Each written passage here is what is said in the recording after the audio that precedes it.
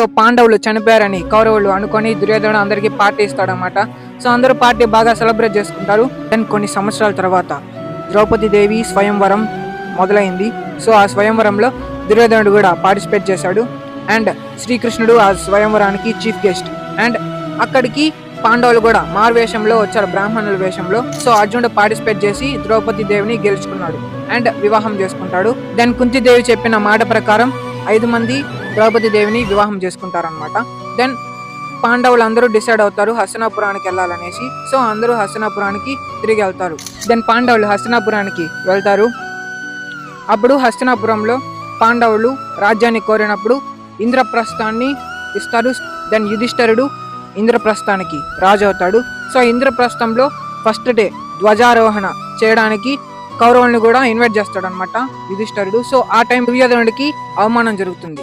So ఆ అవమానాన్ని తట్టుకోలేక ఇక్కడికి వచ్చి వాళ్ళ మామయ్య శకునితో ఫ్రెండ్ కర్ణుడితో బాధపడతా ఉన్న టైంలో సో అప్పుడు దుర్యోధనుడు వాళ్ళ మామ శకుని ఒక దిక్కుమాల ప్లాన్ ఇస్తాడు అనమాట. అదే జూద సభ. సో జూదంలో వాళ్ళని అవమానించాలనేసి డిసైడ్ అవుతాడు శకుని. సో ఈ ప్లాన్ అంతా దుర్యోధనుడికి చెప్తాడు. సో అప్పుడు జూదానికి పాండవుల్ని ఇన్వైట్ చేస్తాడు దుర్యోధనుడు. అక్కడితో జూద సభ స్టార్ట్ అవుతుంది. సో జూద సభ స్టార్ట్ అవుతుంది. దాని ధర్మరాజు వరుస పెట్టి మ్యాచెస్ ఓడిపోతూ ఉంటాడు.